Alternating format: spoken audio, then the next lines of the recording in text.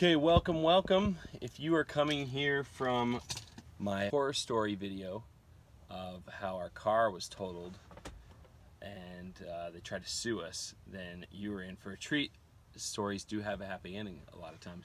If you haven't seen that video, I admonish you to go to my horror story video about why you need a dash cam, and then this video will make a lot more sense to you and give you a lot more confidence in what you're about to do. Okay, I'm going to show you how to hardwire a dash camera directly into your battery, your auxiliary battery, so that there is constant power running to the dash camera. So even when you're parked, you are able to record any movement in front of your car or any damage if somebody backs into your car when you're parallel parked or anything else. The camera that I thought was going to be the best fit for my car and for my budget was the Vantrue N2 Pro. Vantrue N2 Pro, mouthful I know. The reason why I chose this camera, and I haven't even opened it up yet, is because this camera does three major functions that I thought was really awesome. Number one, if you're driving Uber or Lyft, which I tend to do, it'll record the road as well as the passengers and whatever's going on. It has audio capability as well. You can turn that on or off. So you're able to record conversations if things happen in your car while you're driving at night. I've never had an experience like that, but it's good to be preventative.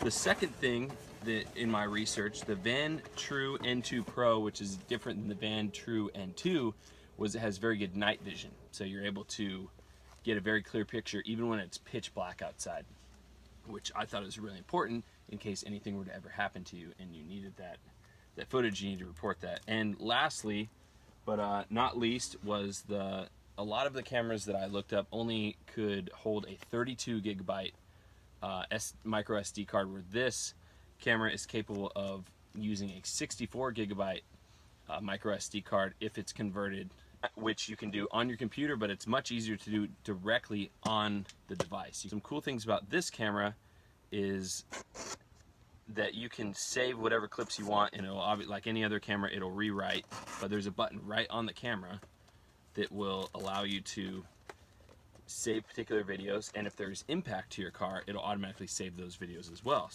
This thing is pretty awesome. It's got the front-facing camera for the road, a nice big screen on the back, and then it's got this interior camera which you can adjust, so you can get whatever view you want. If you and your wife like to sing in the car and make stupid sing-along videos, this is the one for you.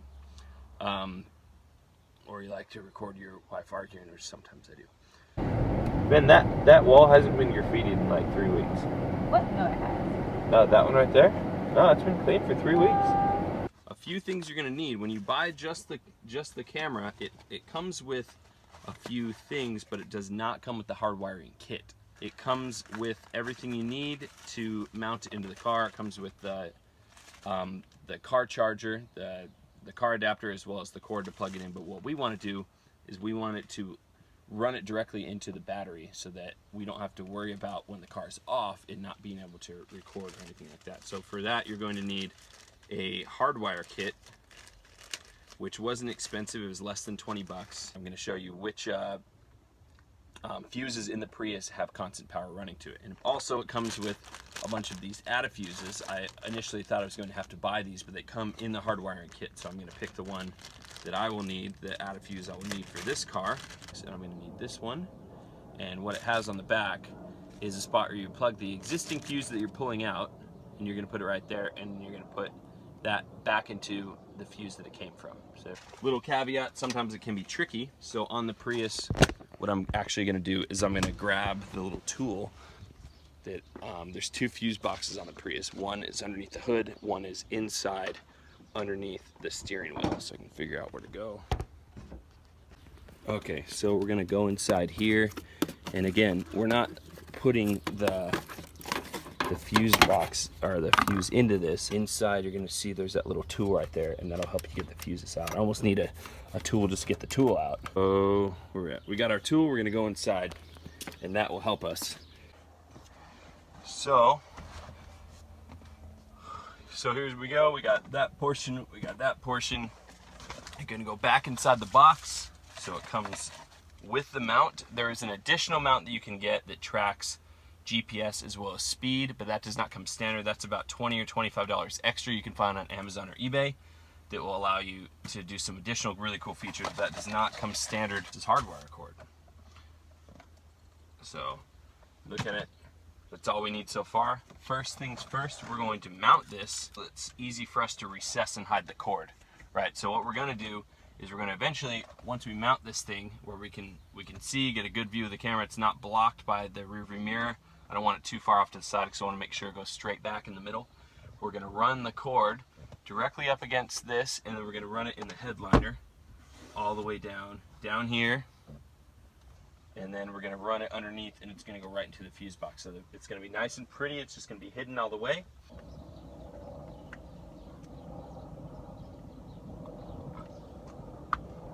I think that's pretty good. So next thing, we're going to plug this in. One end's got just your grounding cable and the cable that's going to go into the ATA fuse. This side just goes into the top of the mount. You don't have to plug it into the camera, you can plug it right into the mount.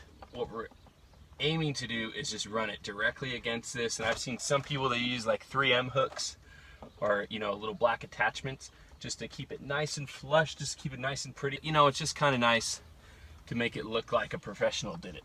The only hard thing of this whole part is running it underneath the headliner, and I almost probably gonna look silly doing it, and you probably will too, but just bear with me. Again, the reason why I kept it plugged in while I did this was so I would know how much slack I have. We've hit it all the way behind the headliner right there, and you're gonna have a lot of excess too, which is kind of nice. So the hard part here is just crimping it and getting it right underneath that. Alright, still looking good. Still looking good. And once you get it to the edge there, you can just run it down the weathering strip, and the rest is kind of history. You just kind of run it all the way down. Does not take someone with a lot of rocket science to do this, but it does take, you know, a little bit of elbow grease. We went from here, up under the lining, down here, right on the trim right here, and now we got it hanging right at the bottom. So that's where we want to focus our attention now, because this is where it gets fun. Remember, we went and got this little tool out, and from here we're going to find our fuse. All right.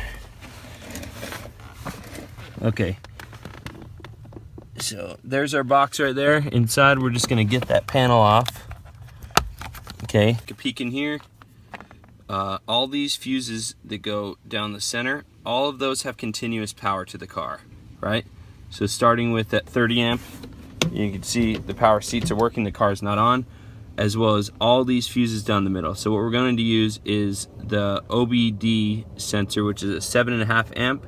All we need is something that is 5 amps, so that will be perfect. So what we're going to do is we're going to take this tool that we found in the front, and we're going to grab out that OBD sensor, and we're going to plug it in here. We got our fuse. Now we're just going to stick it inside, and instead of putting the fuse back in, we're going to stick this side back in. This is going to go right back in where it came from.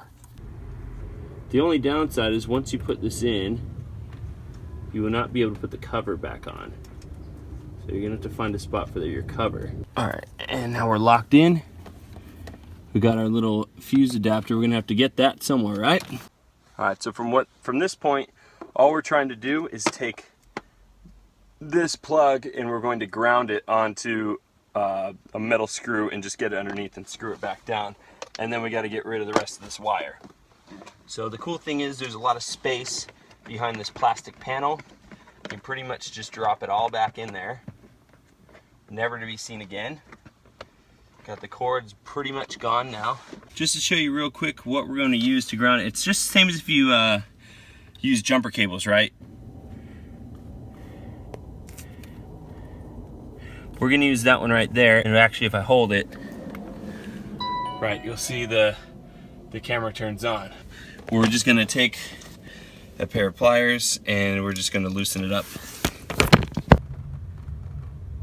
And all I'm really trying to do is just loosen it up enough just so I can slide this underneath, right? And then we can tighten it back up. This is probably the hardest part of the entire experience, is just tightening that stupid screw back up. So then all we do is just drop the rest of this cord back behind this panel here. I mean, occasionally you're gonna put your e-brake down, that's fine, it won't be in the way. One last thing before we can go home, and that's we're going to get this inside. So we're just gonna cut this open right along that back line there. All right, we're gonna take our 64 gig card. It only goes in one way. It's a lot easier to do it with two hands than one. We're gonna turn it on. So it's saying format error. Okay, so what we're gonna do, system setup, go to format, press OK. All right, it's a brand new card, so we're okay with it getting deleted. And then we're just gonna click OK to enter. Please wait, it's formatting. All right, it's successfully formatted, and that's literally all you have to do. Then we're just gonna go back, and now we've got ourselves a camera that is hardwired in the car. And that is it. We are up and running. You can see we're good to go. All you have to do to plug it into your computer is you can just slide this off. It just slides out, and you can plug it into the USB on the side.